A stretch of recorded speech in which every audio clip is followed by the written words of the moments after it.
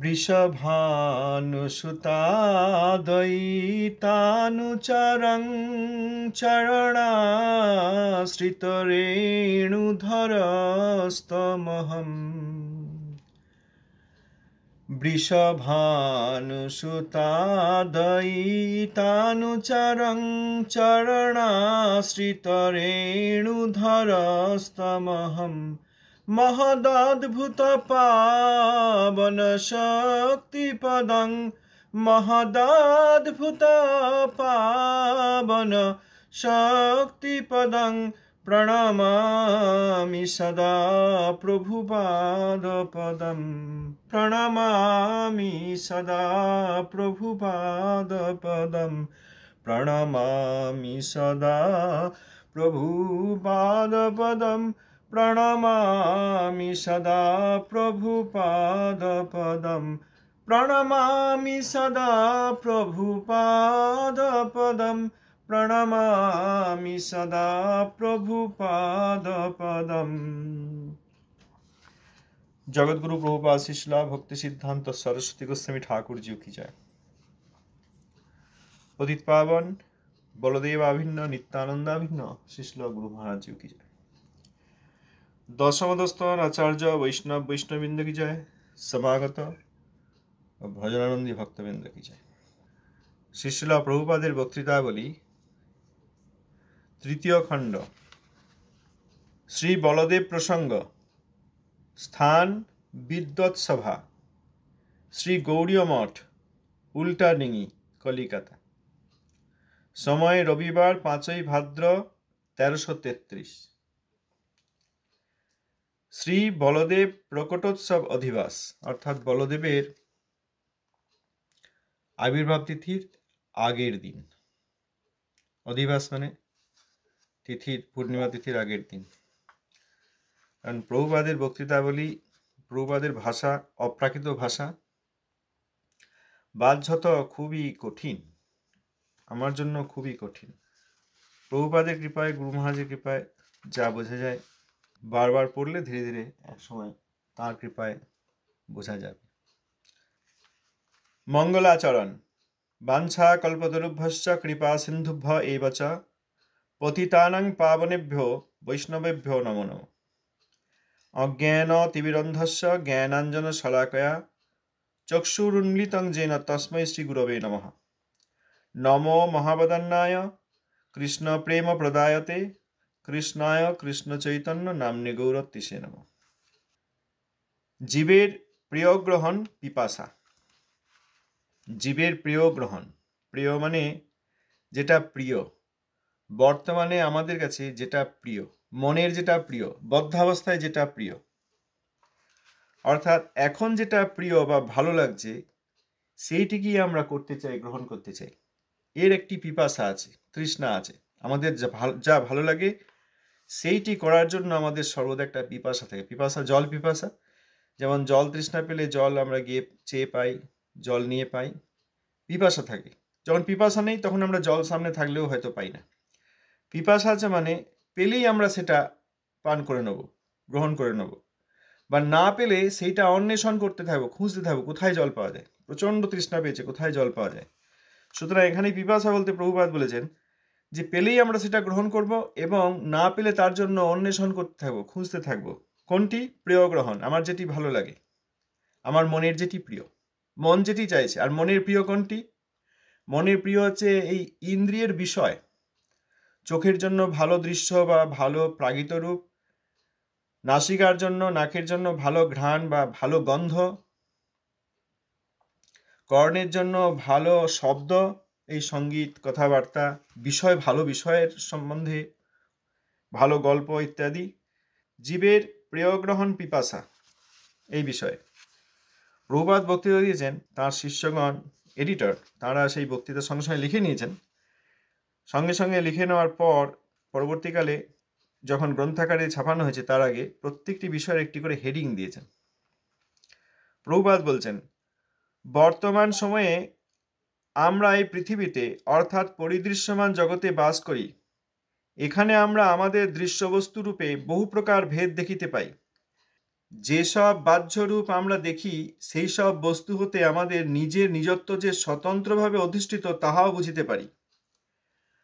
আমরা সময়ে সময়ে বহির্দৃশ্য বস্তু ব্যতীত অন্তর্জগতের সূক্ষ্ম বস্তুসমূহের আলোচনা কল্পেও আমাদের অন্তর্বৃত্তিসমূহ পরিচালনা করি। চক্ষু কর্ণাদি ইন্দ্রিয় দ্বারা আমরা বাহ্য জগতের জ্ঞান সঞ্চয় করি। বাহ্য জগতের সঞ্চিত জ্ঞান গ্রহণ করিয়া আমরা যে জ্ঞান পরিচালনের ফল লাভ করি তার দ্বারাই পরিচালিত হই। কিন্তু যে ইন্দ্রিয় দ্বারা অন্তর্জগতের কথা আলোচনা করি সেটা নানা প্রকারে প্রতি মুহূর্তে বিফল হতে পারে। বাহ্য জগতের সঞ্চিত জ্ঞানের আলোচনা ফলে আমাদের চিত্তে বস্তুর দুইটি ভাব এসে উপস্থিত হয়।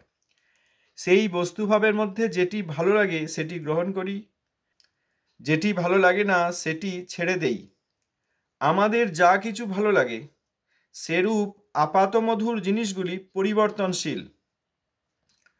আমাদের ভাবি মঙ্গল সত্য সত্য কিসে হতে পারে এ বিচার আসলেই ভালো লাগে না যেটা সেটা ছেড়ে দিতে পারি।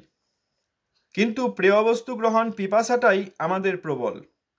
যাহাতে আমাদের বাস্তবিক মঙ্গল হয় সেরূপ বস্তুর গ্রহণে কর্তব্য বুদ্ধি আমাদের নাই। মানুষ অনেক সময়েই প্রিয়বস্তু গ্রহণরূপ অসুবিধার মধ্যেই পড়ে যান। প্রভুপাদ ছিল সরস্বতী গোস্বামী ঠাকুর, তিনি যা বলেছেন তা তাঁর কৃপা হলে আমরা একদিন বুঝতে পারব। গুরু মহারাজের কৃপায় যা বোঝা যাবে সেটা আরেকবার দেখি। বর্তমান সময়ে আমরা এই পৃথিবীতে অর্থাৎ পরিদৃশ্যমান জগতে বাস করি। পরিদৃশ্যমান, আমরা পৃথিবী লোকের বাসিন্দা। পৃথিবী ছাড়াও আরো অনেক লোক আছে। ব্রহ্মাণ্ডের মধ্যে অনেক লোক আছে, ব্রহ্মাণ্ডের বাইরে অনেক ব্রহ্মাণ্ড আছে এইরকমই। আবার ব্রহ্মাণ্ডের উপরে আমরা গতকাল দেখলাম বিরজা, ব্রহ্মলোক বা সিদ্ধলোক, তার উপরে বৈকুণ্ঠ। আমরা কোথায় বাস করি? আমরা এই পৃথিবী লোকে বাস করি। পরিদৃশ্যমান, পরিদৃশ্যমান প্রথম অর্থ হচ্ছে যে যা দেখা যায়। পরিদৃশ্যমান অর্থাৎ যা দেখা যায়, দৃশ্যবস্তু। পরিদৃশ্যমান এর অর্থ যে চোখে যা দেখা যায়, আমরা চোখে দেখতে পাচ্ছি, চোখ খুললেই দেখতে পাচ্ছি। গাছপালা, নদী, পর্বত, মাটি, আকাশ, চাঁদ, তারা, সূর্য, জিনিসপত্র, নিজের শরীর, অন্যের শরীর, পরিদৃশ্যমান। আবার পরিদৃশ্যমান অন্তরে আরো অন্তর্নিহিত অর্থ হবে শুধু চোখের দ্বারা দেখা যায় তা নয়, অন্যান্য ইন্দ্রিয়ের দ্বারাও অনুভব করা যায়। চোখের দ্বারা দৃশ্য বস্তু চোখের দ্বারা দেখা যাচ্ছে, তাহলে পরিদৃশ্যমান অর্থাৎ সেইটা অনুভব করা যাচ্ছে। আবার কানের দ্বারা শোনা যাচ্ছে। যদি কান একদম বন্ধ করা থাকে বা যারা দুর্ভাগ্যবশত শুনতে পান না, তারা এই জগৎকে কি দেখেন? স্তব্ধ, কোনো শব্দ নেই, কিন্তু আসলে শব্দ আছে। অতএব যারা কান খুলে রেখেছেন বা শুনতে পাচ্ছেন তারা অনেক শব্দও শুনতে পাচ্ছেন। অতএব বস্তু দেখা হচ্ছে, শব্দ শোনা যাচ্ছে। এইরকম পরিদৃশ্যমান অর্থাৎ ইন্দ্রিয়র দ্বারা অনুভব করা যাচ্ছে। পরিদৃশ্যমান জগতে বাস করি বর্তমানে। এখানে আমরা আমাদের দৃশ্যবস্তু রূপে বহু প্রকার ভেদ দেখিতে পাই। অনেক রকমের জিনিস, সব একই রকম নয়, অনেক রকমের জিনিস, অনেক রকমের আলো, অনেক রকমের বস্তু, অনেক রকমের শব্দ, অনেক রকমের গন্ধ, অনেক রকমের স্পর্শ, কোনটা কঠিন কোনটা নরম, এরকম। এখানে আমরা আমাদের দৃশ্যবস্তু রূপে বহু প্রকার ভেদ দেখিতে পাই। অর্থাৎ আমাদের অপশন আছে, একই প্রকার সবকিছু নয়, বিভিন্ন প্রকার অপশন আছে। খাদ্য, বিভিন্ন প্রকারের খাদ্য তৈরি করা যায়, বিভিন্ন প্রকারের ফল আছে, বিভিন্ন প্রকারের শাক সবজি ইত্যাদি। তাদেরকে দিয়েও আবার অনেক রকমের রান্না করা যায়। একই রকম রান্না কেউ প্রত্যেকদিন খান না, আর পৃথিবীর সমস্ত মানুষ একই জিনিস খান না। বিভিন্ন প্রকারের বস্তু, অতএব ভেদ রয়েছে। অতএব বহু প্রকার ভেদ দেখিতে পাই। যেসব বাহ্যরূপ আমরা দেখি সেই সব বস্তু হতে আমাদের নিজের নিজত্ব যে স্বতন্ত্রভাবে অধিষ্ঠিত তাহাও বুঝিতে পারি। আমরা যা দেখছি তার থেকে আমরা আলাদা। হাঁড়ি-কুড়ি, বাসন, চেয়ার, জানলা, দরজা, পাথর, পর্বত ইত্যাদি, তার থেকে আমি আলাদা। আমি আলাদা, নিজের নিজত্ব যে স্বতন্ত্রভাবে অধিষ্ঠিত। এখানে অনেক অর্থ আছে। নিজের নিজত্ব বা আমার যে নিজত্ব, প্রত্যেকেরই একটা নিজস্ব দর্শন আছে, নিজস্ব ভাবনা আছে, নিজস্ব রুচি আছে। আর অন্য দিক থেকে আবার নিজের নিজত্ব অর্থাৎ অন্যান্য বস্তুগুলো সব জড় বস্তু, তারা চলতে হাঁটতে পারে না। আমার মধ্যে একটা চিৎ বস্তু আছে, অর্থাৎ আমি জীবন্ত বস্তু। নিজের নিজত্ব যে স্বতন্ত্রভাবে অধিষ্ঠিত তাহাও বুঝিতে পারি। অন্যান্য বস্তু আর আমি, বস্তু আর আমার মধ্যে পার্থক্য আছে। বস্তু আমার ভোগের জন্য, যেটা দেখা যায় সেটা চোখ দিয়ে দেখা যায় আমার চোখের দেখার জন্য ভালো দৃশ্য। তাহলে দৃশ্য বস্তুটি, ধরুন নদী পাহাড় ইত্যাদি খুব সুন্দর রূপ, আর আমি আলাদা। আমি নদী পাহাড় বা সুন্দর দৃশ্য নই, কিন্তু সুন্দর দৃশ্য আমি দেখতে পাই, অর্থাৎ আমি দেখি, আমি দ্রষ্টা। আর এইগুলি দেখার বস্তু, নিজের নিজত্ব এবং কে কি দেখতে চান, কার কি ভালো লাগে, এর মধ্যে একটা স্বতন্ত্রতা রয়েছে। যে এখানে প্রভুপাদ বলছেন, যেসব বাহ্যরূপ আমরা দেখি সেই সব বস্তু হতে আমাদের নিজের নিজত্ব যে স্বতন্ত্রভাবে অধিষ্ঠিত তাহাও বুঝতে পারি। আমি আর একটা জড় বস্তু নই, আমার মধ্যে চেতন রয়েছে। অতএব যা দেখছি সেই সব জড় বস্তু, আর আমি দ্রষ্টা চেতন বস্তু। আর যা দেখছি সেগুলির মধ্যে অনেক ভেদ রয়েছে, অতএব আমি ভেদ বুঝতে পারি। দ্রষ্টা আমি, আমার সঙ্গে দৃশ্য বস্তুর ভেদ রয়েছে এটা বুঝতে পারি। আমরা সময় সময় বহির্দৃশ্য বস্তু ব্যতীত অন্তর্জগতের সূক্ষ্ম বস্তুসমূহের আলোচনা কল্পেও আমাদের অন্তর্বৃত্তিসমূহ পরিচালনা করি। জিনিসপত্র দেখা হয়, দৃশ্য দেখা হয়, বিভিন্ন শব্দ শোনা হয়, অনেক কিছু স্পর্শ করা হয়। বাইরের বস্তু, বহির্দৃশ্য বস্তু ব্যতীত অন্তর্জগতের কথা। তার মানে কি, যে আমাদের কিরকম স্বভাব, আমাদের মন কি চাইছে, মনের কি বৃত্তি, সূক্ষ্ম বস্তু। মনটা তো দেখা যাচ্ছে না, মনের একটা ভাবনা রয়েছে, সেইটি আলোচনা করা যেতে পারে, কিন্তু ভাবনাটা দেখা যাচ্ছে না, মনকে দেখা যাচ্ছে না। সুতরাং অন্তর্জগতের সূক্ষ্ম বস্তু সমূহের আলোচনা কল্পেও আমাদের অন্তর্বৃত্তি সমূহ পরিচালনা করি। অন্তর্বৃত্তি অর্থাৎ আমাদের যে বুদ্ধিবৃত্তি, ফ্যাকাল্টি অফ জাজমেন্ট, বুদ্ধির দ্বারা আমাদের মন, মানসিকতা, আন্তরিকতা হয় না, ঘরে একসঙ্গে বসলে সব আলোচনা করে, এই অমুক এইটা করেছে, মাসি এইটা বললো, জ্যাঠা এটা বললো, প্রতিবেশী এই বললো, বন্ধু এই বললো, শত্রু এই বললো। কিরকম মানসিকতা, ইনি খুব ভালো মানসিকতা, খুব দয়াবান, খুব ভালো, আমাদের খুব ভালোবাসে, এনারা আমাদেরকে হেট করে, ঘৃণা করে, সবসময় আমাদের সঙ্গে শত্রুতা করার চেষ্টা করে। এনার অন্তরটি খুব খুব ভালো, ইনি খুব বুদ্ধিমান, ইনি একজন বিচক্ষণ, ইনি একজন বিজ্ঞানী, ইনি বোকা, এনার কোনো কথার ঠিক নেই, ইনি কিছু বুঝতে পারেন না, কত কিছু। এইগুলো অন্তর্বৃত্তি, এইগুলো আমরা পরিচালনা করি। সূক্ষ্ম বস্তু সমূহের আলোচনা কল্পেও আমাদের অন্তর্বৃত্তি সমূহ পরিচালনা করি। তাহলে সূক্ষ্ম বস্তুর আলোচনা অর্থাৎ যা দেখা যাচ্ছে না বাইরে, যা স্থূল বস্তু নয়, অন্তর, আন্তরিকতা, মানসিকতা, বুদ্ধিবৃত্তি, চিত্ত, অহংকার, স্বার্থপরতা, পরার্থপরতা ইত্যাদি, এইগুলি আলোচনা করার সময় আমরা অন্তর্বৃত্তি সমূহ পরিচালনা করি। তখন আর এই চোখ দিয়ে কান দিয়ে আমাদের দেখতে হয় না, যে চোখ দিয়ে দেখি এনার আন্তরিকতা কেমন, তা করা হয় না। বুঝতে, ব্যবহার, কথাবার্তা এসবে বোঝা যায়। অতএব অন্তর্বৃত্তি পরিচালনার দ্বারা আমরা এই সূক্ষ্ম বস্তু সমূহের আলোচনা করি, বা সূক্ষ্ম বস্তু আলোচনার কল্পে সেই উদ্দেশ্যে বা সেই সময়ে আমরা অন্তর্বৃত্তি সমূহ পরিচালনা করি। তাহলে অন্তর্বৃত্তি পরিচালনা হলো চক্ষু কর্ণাদি ইন্দ্রিয় দ্বারা আমরা বাহ্য জগতের জ্ঞান সঞ্চয় করি। চোখের দ্বারা দেখি, কানের দ্বারা শুনি আদি অর্থাৎ অন্যান্য ইন্দ্রিয়, চর্মের দ্বারা স্পর্শ করি, নাসিকার দ্বারা ঘ্রাণ নিই, জিহ্বার দ্বারা স্বাদ নিই, উচ্ছেটা তেতো, কালমেঘটা তেতো, রসগোল্লাটা মিষ্টি। তো এইসব জিভের দ্বারা আমরা কোনটা তিক্ত, কোনটা কটু, কোনটা মিষ্টি ইত্যাদি এইসব স্বাদ নিতে পারি। চোখের দ্বারা কোনটি সুন্দর, কোনটি অসুন্দর, কোন রংটি ভালো, কোনটি চোখে লাগছে, কোনটি চোখের পক্ষে আরামদায়ক। কানের দ্বারা কোন শব্দটি ভালো, কোন গানটি ভালো হয়েছে, কোন বাজনাটি কেমন বাজে,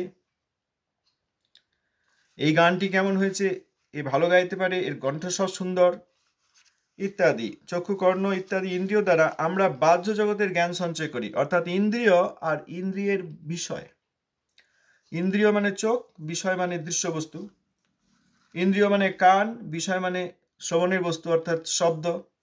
এইসব ইন্দ্রিয় দ্বারা আমরা যখন বাহ্য জগতের বস্তুসমূহ সঙ্গে ট্রানজ্যাক্ট করি, অর্থাৎ এই ইন্দ্রিয় আদি দ্বারা বাহ্য বস্তুর স্পর্শ, শব্দ ইত্যাদি যে গুণ আছে সেইগুলি অনুভব করি, তখন আমরা বাহ্য জগতের জ্ঞান সঞ্চয় করি। রসগোল্লা খেয়েছো? হ্যাঁ, পশ্চিমবঙ্গে গেছি, খুব রসগোল্লা খেয়েছি, খুব মিষ্টি। কালমেঘ খেয়েছো? বাপরে, এই পাতা প্রচন্ড তেতো। এইরকম এই যে আমরা জ্ঞান সঞ্চয় করি, বাহ্য জগতের সঞ্চিত জ্ঞান গ্রহণ করিয়া আমরা যে জ্ঞান পরিচালনের ফল লাভ করি, তার দ্বারাই পরিচালিত হই। তাহলে ইন্দ্রিয়াদি দ্বারা আমরা ইন্দ্রিয় বিষয় গ্রহণ করে বাইরের জগতের সঞ্চিত জ্ঞান গ্রহণ করিয়া, অর্থাৎ বাইরের জগতের আমাদের যে অনুভূতি হয়, এটি ভালো, এটি মন্দ, এটি শুনতে ভালো লাগে, এর গান শুনতে ভালো লাগে না, এর কণ্ঠস্বর খুব সুন্দর, এর কথা বললে আর থাকা যায় না, বা এই আওয়াজটা হয় বজ্রের আওয়াজ, ভয়ঙ্কর আওয়াজ, কানেও লাগে, ভয়ও লাগে। এই যে আমরা জ্ঞান সঞ্চয় করি, বা এনার রূপ খুব সুন্দর, ইনি সুরূপা বা সুরূপী, এনার রূপ ভালো নয়, এইরকম। তাহলে ইন্দ্রিয় দ্বারা আমরা বাইরের জগতে যেসব জ্ঞান সংগ্রহণ করি এবং তার ফলে জ্ঞান পরিচালনের ফল লাভ করি, তাহলে জ্ঞান পরিচালনের ফল লাভ করি অর্থাৎ এই যে ইন্দ্রিয় দ্বারা বিষয়ে আমরা ভোগ করি, তাতে একটা জ্ঞান আসে, আমাদের একটা ধারণা আসে। ছোট শিশু যে কোনো কিছু দেখে নাই, করে নাই, ছোঁয়ে নাই, যার এখন এসব ধারণা হয় না, কিছুই বুঝতে পারবে না। ধীরে ধীরে বড় হয়, তারপর আমাদের এখন যথেষ্ট জ্ঞান আছে। রসগোল্লাটি খাবো না কালমেঘটি খাবো, জিজ্ঞেস করলেই বলে দিতে পারবো। সুতরাং জ্ঞান পরিচালনের ফল লাভ করি, তার দ্বারাই পরিচালিত হই। তাহলে এইসব অনুভূতি দ্বারা আমরা একটা অভিজ্ঞতা তৈরি করি, অভিজ্ঞতা আমাদের তৈরি হয়, এবং তার ফলে এবং সেই অভিজ্ঞতা দিয়ে আমরা আবার পরবর্তীকালে সিদ্ধান্ত নিই কোনটা করব, কোনটা করব না। আমরা যেভাবে ইন্দ্রিয় পরিচালনা করেছি, ইন্দ্রিয়ের বিষয় সেটি অনুভব করেছি, তার ফলে জ্ঞান লাভ হয়েছে, জ্ঞান পরিচালনার ফল লাভ করেছি, এবং সেই পরিচালনার দ্বারা যে অনুভূতি, যে সিদ্ধান্ত তৈরি হয়েছে, সেইটি দিয়ে আমরা নিজেদেরকে চালনা করি বা পরিচালিত হই অনুভব অনুসারে। কিন্তু যে ইন্দ্রিয় দ্বারা অন্তর্জগতের কথা আলোচনা করি, সেটা নানা প্রকারে প্রতি মুহূর্তে বিকল হতে পারে। যে ইন্দ্রিয়ের দ্বারা এইসব অন্তর্জগতের কথা আলোচনা করি, অন্তর্জগৎ মানে এই সূক্ষ্ম বস্তু, সেটা নানা প্রকারে প্রতি মুহূর্তে বিকল হতে পারে। যে ইন্দ্রিয় দ্বারা, অর্থাৎ ইন্দ্রিয়গুলির দ্বারা আমরা বিষয় ভোগ করে তার যে জ্ঞান লাভ করি, তার ফলে আমাদের মধ্যে মনে সেই সব জ্ঞানের অনুভূতি এবং অভিজ্ঞতা সঞ্চিত থাকে, আর বুদ্ধি তার দ্বারা আমরা সেই সব বস্তুকে বিচার করে নিই এবং সিদ্ধান্ত নিই। অন্তর্জগতের কথা আলোচনা করি, অর্থাৎ যেগুলি বস্তু প্রাকৃত বস্তু নয়, যেগুলো ইন্দ্রিয়ের দ্বারা বাইরের জগতের বস্তু একরকম, আর অন্তরে যে মন, মানসিকতা, বুদ্ধি, চিত্তবৃত্তি, অহংকার ইত্যাদি, এই অন্তর্জগতের বিষয়ে আলোচনা করি। কিন্তু যে ইন্দ্রিয় দ্বারা অন্তর্জগতের কথা আলোচনা করি, সেটা নানা প্রকারে প্রতি মুহূর্তে বিকল হতে পারে। কোন ইন্দ্রিয়ের দ্বারা করি? ইন্দ্রিয়ের অনুভূতি, সঞ্চিত অনুভূতি দিয়ে করি। অনুভূতিটি কোথায় সঞ্চিত থাকে? মন। আর সেই অনুভূতিগুলি নিয়ে সিদ্ধান্ত কে নিতে পারে? বুদ্ধি। এটি বিকল হতে পারে প্রতি মুহূর্তে। মন বিকল হতে পারে, বুদ্ধি বিকল হতে পারে। কোনো এক ব্যক্তি দেখা যেত তার একরকম স্বভাব ছিল, স্থিতি অনুসারে তার স্বভাব বদলে গেছে, হয় না? ইনি আগে ভালো ছিল, ভালো ব্যবহার করতো, এখন কি হয়েছে জানি না, প্রচণ্ড রাগ, ক্রোধ, হিংসা, তারপর আমাদের সঙ্গে ব্যবহার তার বদলে গেছে। এগুলো আন্তরিক বিষয়, অন্তর্জগতের বিষয়, সুতরাং সেটি বিকল হতে পারে। বাহ্য জগতের সঞ্চিত জ্ঞানের আলোচনা ফলে আমাদের চিত্তে বস্তু দুইটা ভাব এসে উপস্থিত হয়। বাহ্য জগতের সঞ্চিত জ্ঞানের আলোচনা ফলে আমরা যা অভিজ্ঞতা লাভ করেছি, দার্জিলিং দেখেছি, খুব ভালো লেগেছে, বঙ্গোপসাগর দেখেছি, খুব ভালো লেগেছে, বন দেখেছি, খুব ভালো লেগেছে। অতএব এই যে সঞ্চিত জ্ঞান, বা এখানে গেছিলাম প্রচণ্ড গরম, খুব কষ্ট, এখানে গেছিলাম একদম ভালো লাগেনি, তাহলে আমাদের চিত্তে বাহ্য জগতের সঞ্চিত জ্ঞানের, বাহ্য জগতের সঙ্গে ইন্দ্রিয় বাহ্য জগতের বস্তু, স্পর্শ, দর্শন ইত্যাদি করে যে সঞ্চিত জ্ঞান আমাদের হয়, সেটির আলোচনার ফলে আমাদের চিত্তে দুইটি ভাব, বস্তু সম্বন্ধে দুটি ভাব আসে, ভালো লাগা, ভালো না লাগা। সেই বস্তু ভাবের মধ্যে যেটি ভালো লাগে সেটি গ্রহণ করি। যদি দেওয়া হয় যে ছুটি আসছে, কোথায় বেড়াতে যাবে? ওখানে গেছিলাম ভালো লেগেছিল, এখানে গেছিলাম ভালো লাগেনি, সিদ্ধান্ত নিয়ে তাহলে যেখানে ভালো লেগেছিল সেখানে যাই। আজকে কি খাবে? ভাত খাবে না খিচুড়ি খাবে না রুটি খাবে না কি খাবে? ফল খাবে। সেখানে সবার একটা পছন্দ আছে, যার যেটা ভালো লেগেছে তিনি সেটা খান। সুতরাং দেখা খাওয়া ইত্যাদি ইন্দ্রিয়ের ভোগ্য বিষয়, আমাদের যেটা ভালো লাগে সেটি আমরা গ্রহণ করি, যেটি ভালো লাগে না সেটি ছেড়ে দিই। ভালো লাগা জিনিসগুলি আমরা নিই। কার সঙ্গে খেলতে যাব, কোন বন্ধুর সঙ্গে? এই বন্ধুর সঙ্গে যেতে ভালো লাগে না, হিংসা করে, ভালো কথা বলে না, ও যা খেলাধুলো করে সেগুলো আমার পছন্দ নয়, এর সঙ্গে যাব না।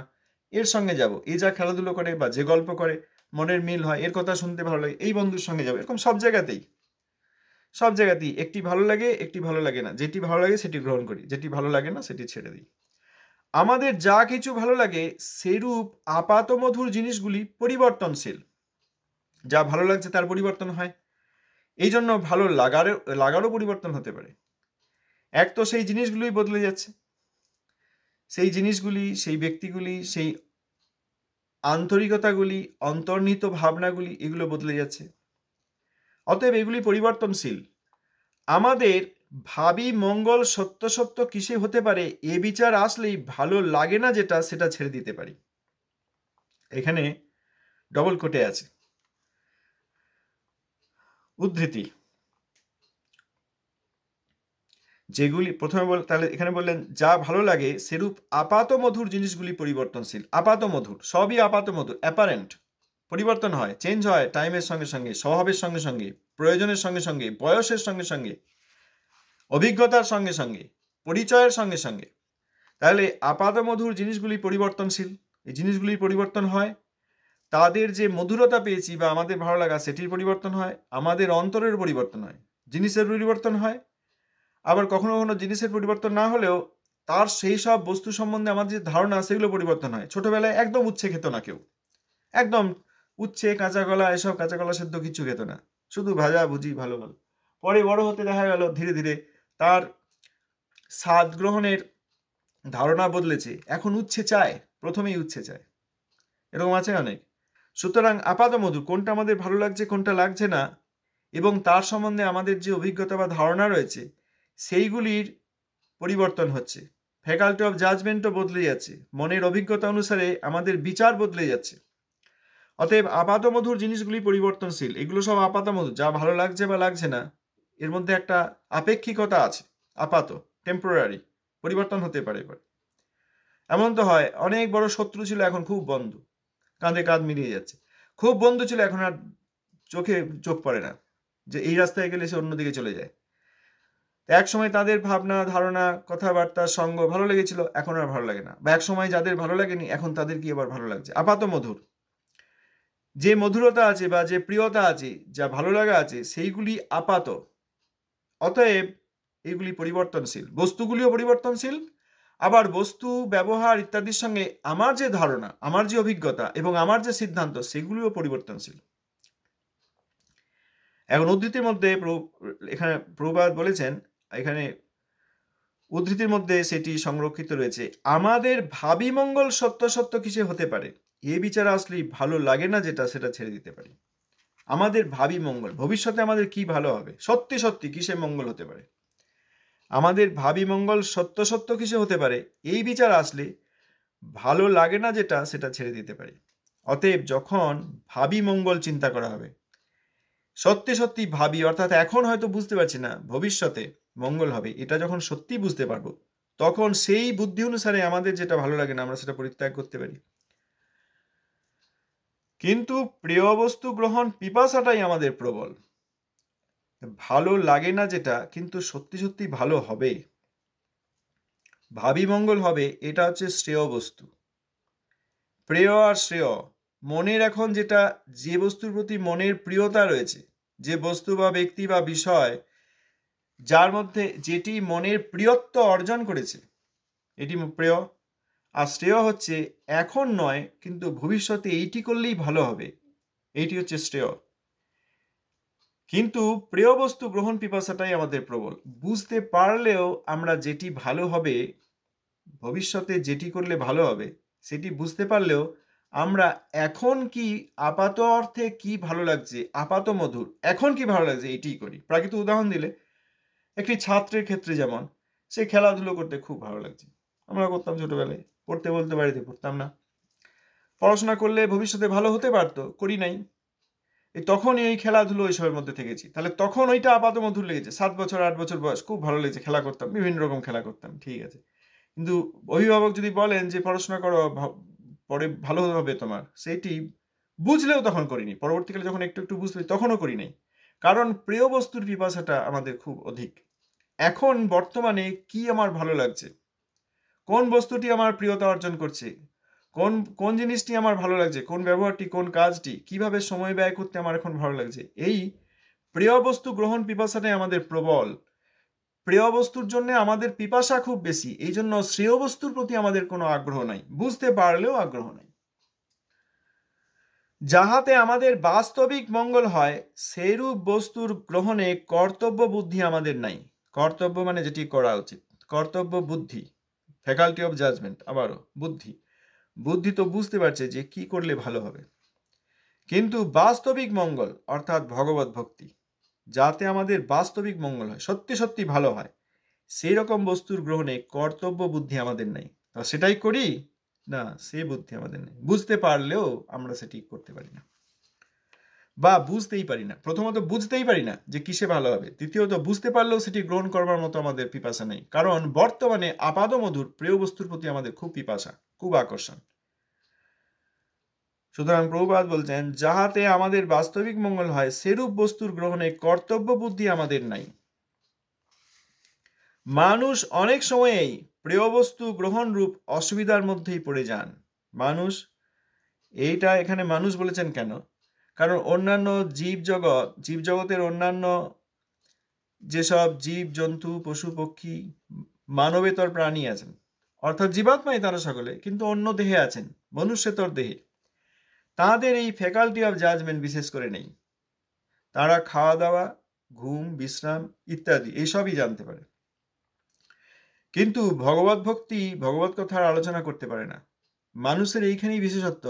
অন্যত্র প্রভুপাদ বলেছেন যে মানবগণ মঙ্গলের বিষয়ে চিন্তা করতে পারে, আলোচনা করতে পারে, ভগবত ভক্তি বিষয়ে আলোচনা করতে পারে, অর্থাৎ শ্রবণ কীর্তন, সেইটি, এবং সেই শ্রবণ কীর্তনের বিষয়বস্তু আলোচনা করতে পারে, ধারণা করতে পারে, সিদ্ধান্ত নিতে পারে। এই জন্য এখানে মানুষ বলেছেন। মানুষ অনেক সময়ই প্রিয় বস্তু গ্রহণ রূপ অসুবিধার মধ্যেই পড়ে যান। শ্রেয় বস্তু জানি না, জানলেও তার প্রতি আমাদের আগ্রহ নাই, প্রিয় বস্তুতেই আমাদের আকর্ষণ, কারণ পিপাসাটা আমাদের খুব বেশি।